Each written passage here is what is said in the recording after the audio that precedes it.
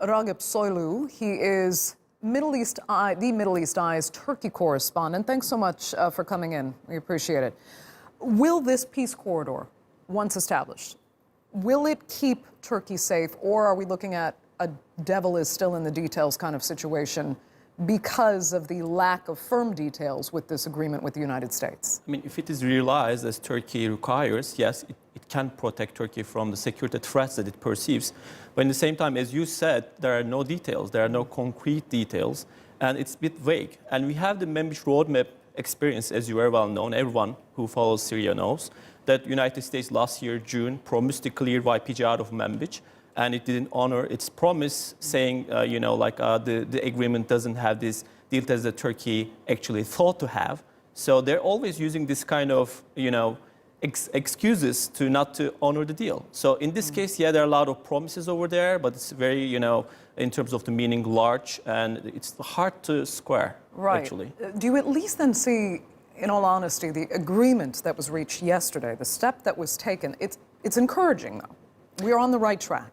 Yeah, it is. I mean, we should be actually worried when there are no statements. So there's a statement actually is a sign of reconciliation to some extent. But in the same time, you should understand Turkish officials to the extent that, they have been frustrated by American officials so long.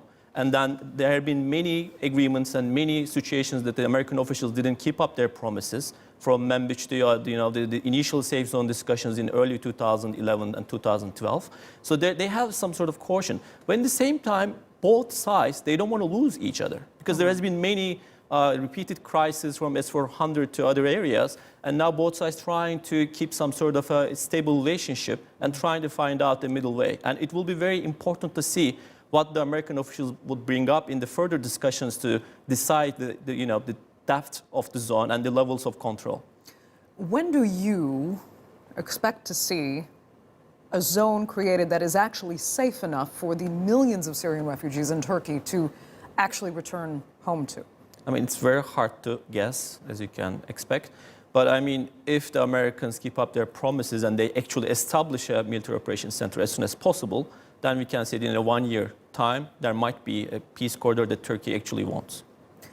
I'd like to ask you one final question. I mean, this is a much larger question now, but it's very important. With your analysis, where do you think Syria is actually headed? There is only one last opposition-held area, which the regime and Russia are attacking as we speak.